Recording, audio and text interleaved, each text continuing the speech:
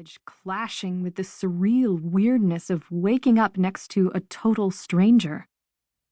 Cautiously, she leaned forward to get a better view of his face.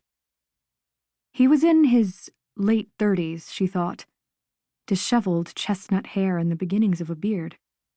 A corpse? She knelt down and placed 2 fingers on his neck, to the right of his Adam's apple. When she pressed down on the carotid artery, she felt a pulse. Relief. The guy was sleeping, but alive. She took a moment to look at him more closely. Did she know him? Some thug she was taking to jail?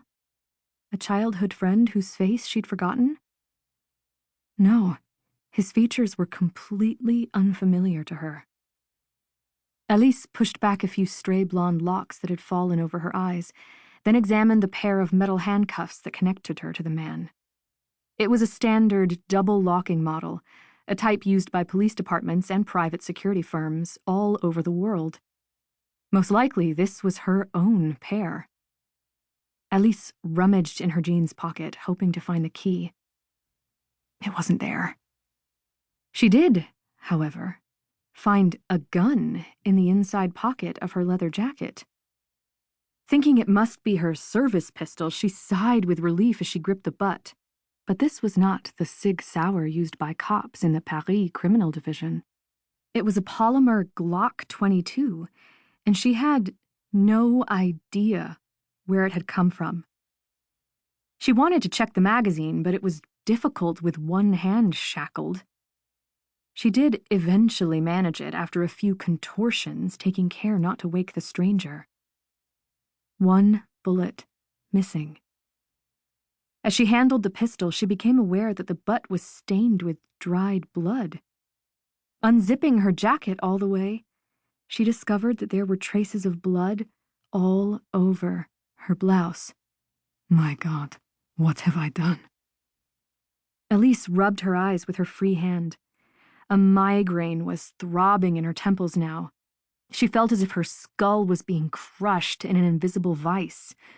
She took deep breaths, trying to push back her fear, gather her memories. The night before, she had gone out on the Champs-Élysées with 3 girlfriends. She'd had plenty to drink, downing glass after glass in a series of bars. The Moonlight, the 13th Floor, the Londonderry. Around midnight, the 4 friends had gone their separate ways. She had been alone when she'd headed to the underground parking garage on Avenue Franklin Roosevelt, where she'd left her car, and then a blank, as if someone had dropped a black veil over her brain. Her mind floundered in the void. Her memory was paralyzed, frozen, jammed on that final image. Come on, think, for God's sake. What happened next?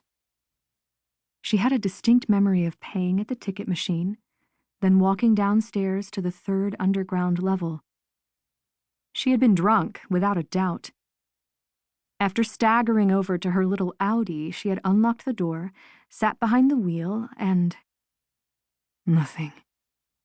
No matter how hard she tried to concentrate, a white brick wall barred the way to her memories. A vast, unclimbable wall. She swallowed. Her panic level went up a notch. These woods, the blood stains on her blouse, this gun that wasn't hers. Whatever was going on, it was a hell of a lot worse than an ordinary hangover. If she couldn't remember how she had ended up here, she must have been drugged. Maybe some creep had spiked her drink. It was far from impossible. As a cop, she'd dealt with several cases involving date rape drugs in recent years. She filed this idea away in a corner of her mind and began emptying her pockets. Her wallet and her police badge had disappeared. No ID, no money, no cell phone. Her fear was compounded by worry. The crack of a branch sent a flock of warblers flying. A few red leaves fluttered down, brushing Alice's face. With her left hand, she zipped up her jacket.